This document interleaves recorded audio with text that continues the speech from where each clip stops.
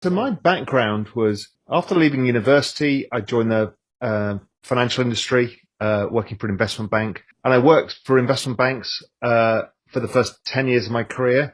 Ended up at Goldman Sachs, where I ran a large business there, advising hedge funds. Then I went to run a hedge fund myself, trading in everything from currencies to stock markets to bond markets to commodities, and then decided to leave the industry and move to the Mediterranean coast of Spain and start writing macroeconomic research for the world's biggest hedge funds and governments and big pension plans, because I'd been in that industry longer than quite a lot of people and had a lot of experience. So I thought I could share that experience and also enjoy living in a different country and having a different life than getting on the subway every morning at 5 o'clock to be at Goldman Sachs for 12 hours a day.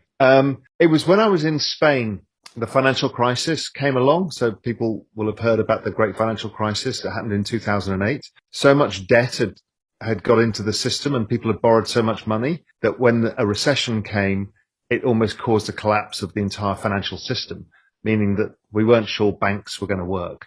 Was our money safe? All of these things were scary.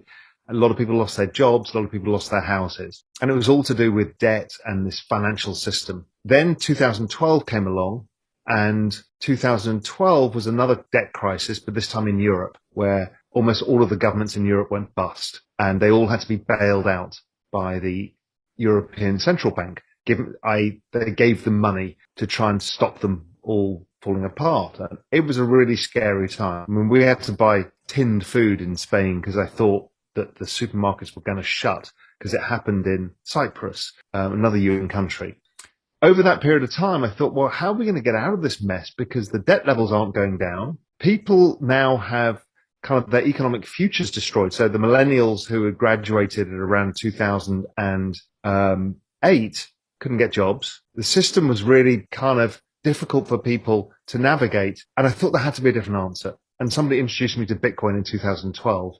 And I realized that this is like a financial system that operates outside of the financial system, something we could all use that was safe, secure, and offers an investment opportunity that we could all make money from as well. And it was as easy to put $5 into it as it was to put $5,000 into it. And that's a big game changer, because for most people, if they're young, for them to buy equities is quite hard. You have to open an account. You have to do all of these things. It's difficult.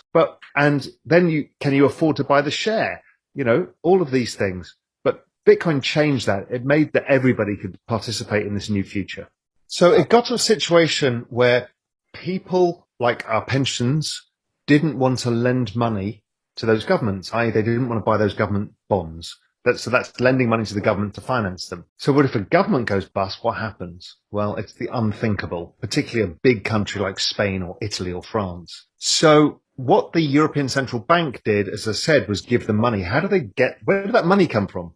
They printed it. Okay. And what happens when you print money is, think of it, if you're really thirsty and somebody sells you a bottle of water, you'll pay $5 for that water. If they give you 20 bottles of water, how much will you pay for each bottle?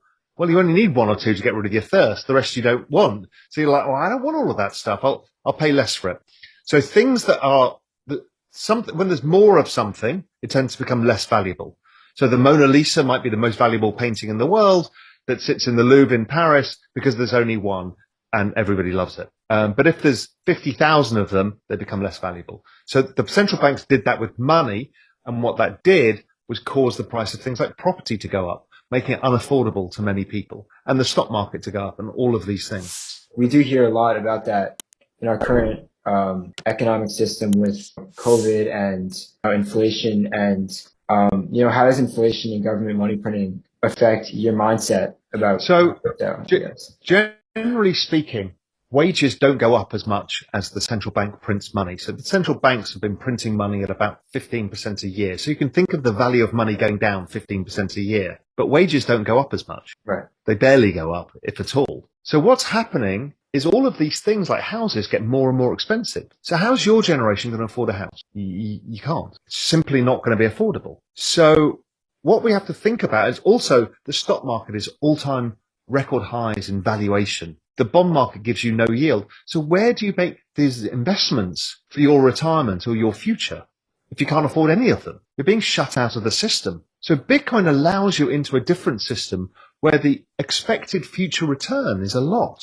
You can make hundreds of times your money over a lifetime. Okay, that's a big opportunity where you could start putting in a bit of money every month and you'll see that money grow. And what you'll learn is that Bitcoin over time, it'll go through down cycles, it'll go through up cycles, but over time, you'll be able to build some real savings that will grow faster than house prices are going up. So you're going to become richer. And what you guys have the advantage of is you've all come out of gaming. You understand that digital things have value. And once you understand that, this is the world that you grew up in gaming, but in the whole financial system, where memes have value in NFTs, where there's cryptocurrencies that allow you to make payments online digitally in these games or anything else. So it's actually pretty easy to understand for you guys. You have an advantage because all of these old baby boomers are going, well, this is ridiculous. Digital things don't have value. Of course they have value.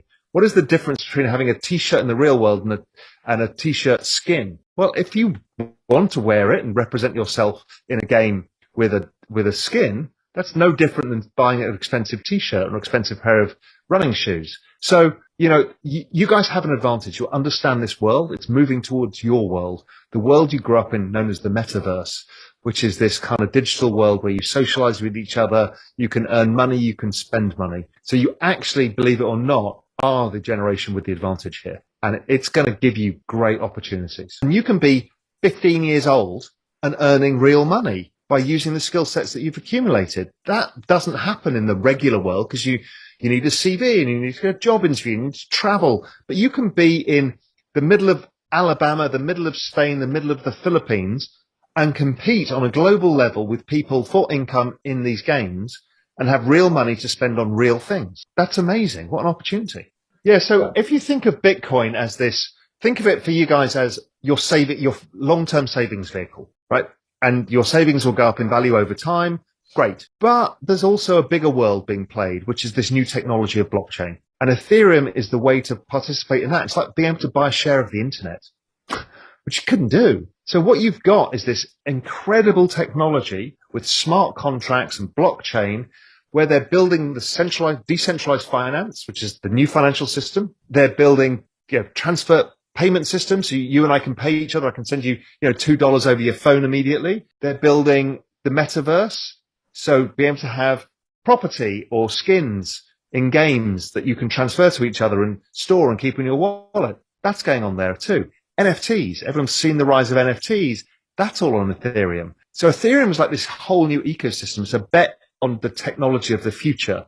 And again, something should be very intuitive to the younger generation to think, you know what, this is the world I live in. How do I make money? How can I make a bet on it? Ethereum is that way of making the bet. So you've got money and the future system. There's two bets there, Ethereum and Bitcoin. So I think we're at the most exciting phase of the bull market. A bull market is when the markets are kind of rocketing higher. If we compare what happened in the previous bull markets, 2017, 2013, it tends to go up a lot over this period of time. I think it finishes the year probably 200,000, and it might even finish this cycle at 400,000. So this is huge. And then it will correct again and everybody will cry because it will go down 70% and then the cycle will start all over again. And the idea is this is not a short-term trading thing. This is a long-term vehicle. You want the low prices because the low prices means you can buy more Bitcoin with your money because then when it really goes up, you'll make more. So the idea is dollar cost average. You just keep buying and ignore these huge price rises. They make you feel good, but actually what you want is low prices for a period of time so you can stick money in when it's cheap.